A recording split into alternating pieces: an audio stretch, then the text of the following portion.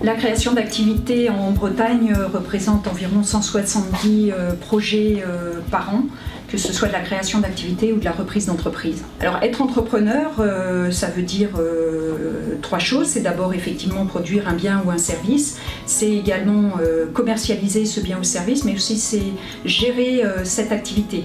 Donc l'accompagnement en amont développé par les boutiques de gestion sur mission de la GFIP, c'est bien s'assurer que ces trois dimensions sont prises en compte pour la viabilité du projet de création. Alors l'offre de service, on peut la décliner soit à la fois sur un volet plus prestation, donc on a un volet prestation d'accompagnement, c'est-à-dire qu'il y a une structure qui est BGE, qui est missionnée par la GFIP pour accompagner des porteurs de projets dans le cadre de la construction de leur projet. Ensuite on a une prestation qui est une prestation de suivi, qui est également financée par la GFIP, dont le porteur de projet, le créateur ou repreneur, peut bénéficier pendant 3 ans, et ceci pour un volume horaire de 15 heures. Donc c'est 15 heures qui seront mobilisables pour accompagner le porteur de projet, le créateur, le repreneur, dans ses premiers pas d'entrepreneur et dans le développement commercial de son activité. On a également un dispositif qui a vocation véritablement à sécuriser les parcours, c'est le dispositif Trousse Première Assurance, qui permet de proposer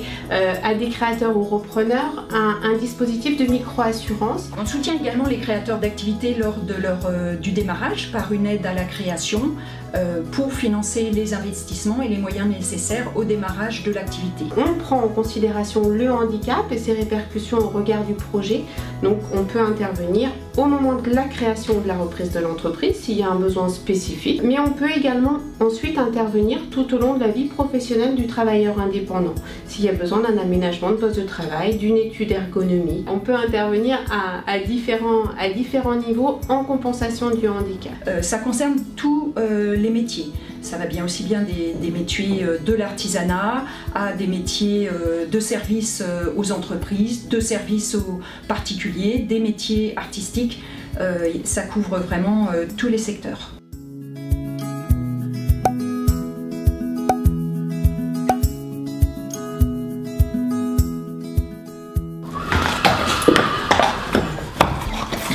J'ai toujours été passionné par les chevaux depuis tout petit, donc j'ai commencé par monter à cheval. Je me suis orienté dans la maréchalerie.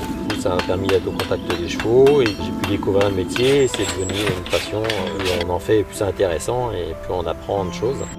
J'ai été donc installé à mon compte pendant 12-13 ans en fait, et puis à partir de là j'ai commencé à avoir des soucis de dos jusqu'au jour où je me suis coincé. J'ai aperçu que j'avais une hernie discale due à l'usure un petit peu du haut métier. Donc, au moment de la reconversion, j'ai fait un dossier pour savoir si j'étais reconnu travailleur handicapé. Et donc à la suite du dossier, j'ai été effectivement reconnu travailleur handicapé de par mon hernie. Et donc à partir de là, j'ai fait la reconversion donc, comme commercial en fer à cheval. J'ai fait ce métier pendant 2 ans et demi et en fait la maraîchalerie me manquait trop, donc à partir de là j'ai décidé d'arrêter et de me relancer dans la maréchalerie. Le fait d'avoir cette reconnaissance m'a permis donc de demander des aides en fait pour l'installation. C'est la GFIP qui posait aussi des aides au point de vue ergonomie, donc aménagement du poste de travail ou aménagement du camion. La BGE m'a permis de faire monter un dossier complet et qui soit reconnu par tous les professionnels, on va dire, qui gravitent autour de l'installation des entreprises, de déposer un dossier complet et donc d'être entre guillemets pris plus au sérieux. Le fait d'avoir fait une coupure, en fait, ça m'a permis de prendre du recul par rapport au métier et d'analyser un peu plus le poste de travail et les positions à prendre par rapport aux chevaux et par rapport à moi surtout. On a un métier, donc on vient assez souvent chez les clients, à peu près tous les 1 mois et demi à 2 mois en fait, pour refaire le cheval.